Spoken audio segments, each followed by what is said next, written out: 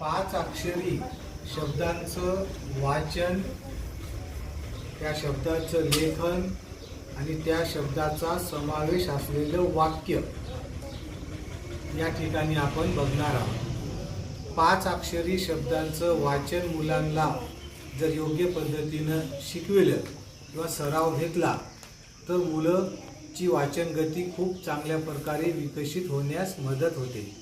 म्हणजे त्या शब्दामध्ये जे पाच अक्षरं असतात, कोणत्या अक्षराचा एक गट करायचा, किती आणि कोणत्या अक्षराचा दुसरा गट करायचा, हे आपणाला मुलांना शिकवायचं आहे।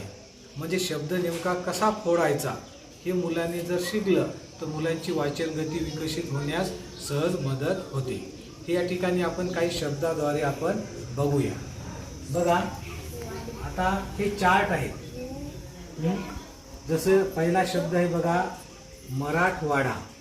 आता याच्यामध्ये मराठ हा एक अक्षर लाल रंगाने लिहिलेले आहेत आणि वाडा हे दोन अक्षरं काळ्या रंगाने लिहिलेली आहेत। मग मुलाला अंदाज येते की बाबा हे पहिले तीन अक्षरं एका स्ट्रोकमध्ये घ्यायचे आणि दुसरे दोन अक्षरं दुसऱ्या स्ट्रोकमध्ये घ्यायचं, जेणेकरून मुलांची वाचन गती सहज विकसित होते।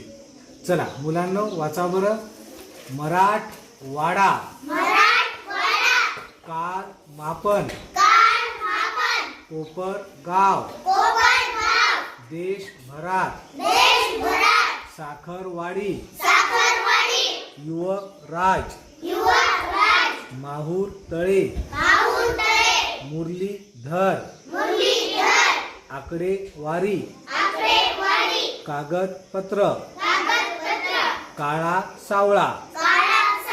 बघा, या ठिकाणी कागदपत्रामधले पहिल्यांदा तीन अक्षराचा गट केला, नंतर दुसऱ्यांदा दोन अक्षराचा गट केला।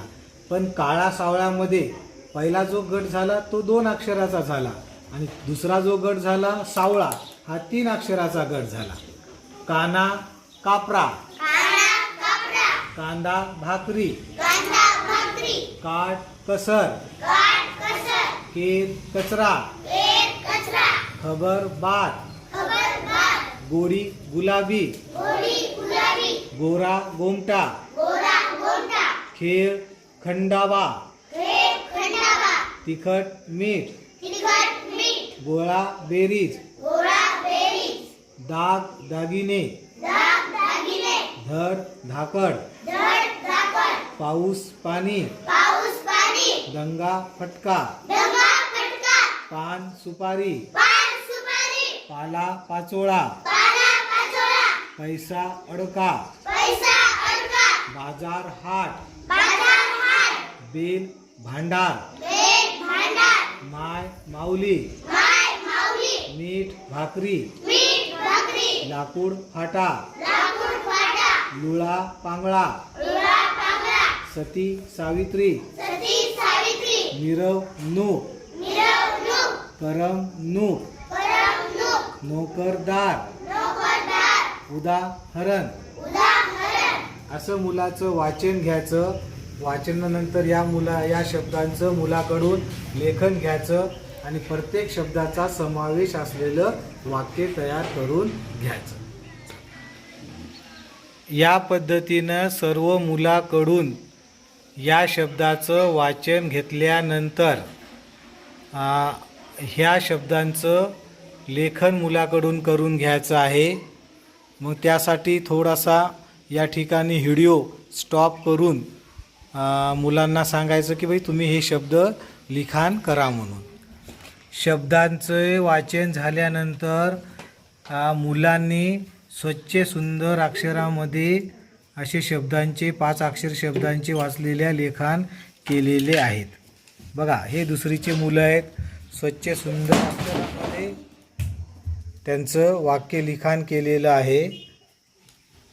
त्याच्यानंतर वाक्य लिहिल्यानंतर त्या वाक्याचा समावेश असलेला शब्दसुद्धा या ठिकाणी लिहिलेले आहे। जसं मराठवाडा, आम्ही मराठवाड्यात राहतो। कांदा भाकरी, आम्ही कांदा भाकरी खातो। पालापाचोळा, झाडाखाली पालापाचोळा असते। काळा सावळा, माणूस स राहिलं रे, काळा सावळा असतो.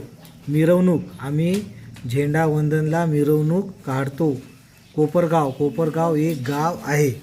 या पद्धतीनं या ठिकाणी दुसऱ्या मुलीनं सुद्धा लिहिलेलं आहे.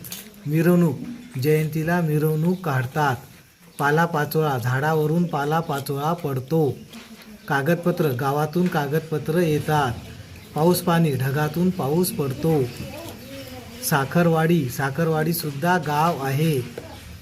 या पद्धतीने मुलं शब्दांचं वाचन, शब्दांचं लेखन आणि शब्दापासून वाक्य तयार करतात.